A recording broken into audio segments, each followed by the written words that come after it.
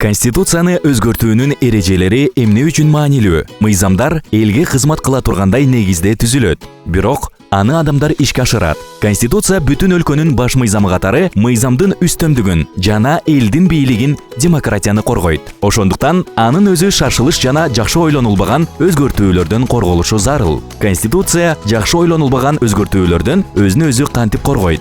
Кыргыз Республикасынын Конституциясы ага өзгөртүүлөрдү киргизүүнүн эки гана жолун аныктайт. Биринчиси, Жогорку Кеңеш Конституцияга өзгөртүүлөрдү киргизүү тууралуу мыйзамды Жогорку Кеңештин кароосуна киргизилген күндөн тарта 6 айдан кеч эмес мөөнөттө кабыл алат. Жогорку Кеңештин депутаттарынын 80ден кем эмесинин колдоосу менен 3төн кем эмес окууну өткөрүү талап. Окуулардын ортосундагы тыныгуу 2 ай болушу керек. Экинчиси, Жогорку Кеңеш Конституцияны өзгөртүү маселесин референдумга алып чыгат.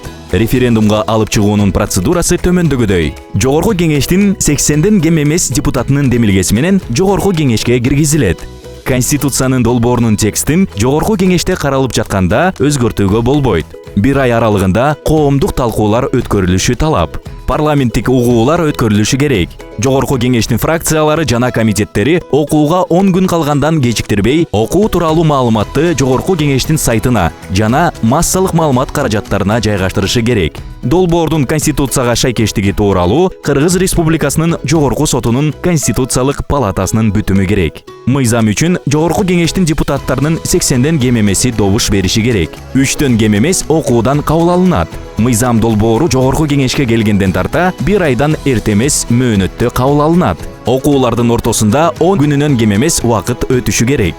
Ийгиликтүү өнүгүп жаткан өлкөлөр өз конституцияларына аяр мамиле кылышат. Өлкөнүн демократиялык жана экономикалык жактан өнүгүшү баш мыйзамдын бекем сакталышынан түздөн түз көз каранды.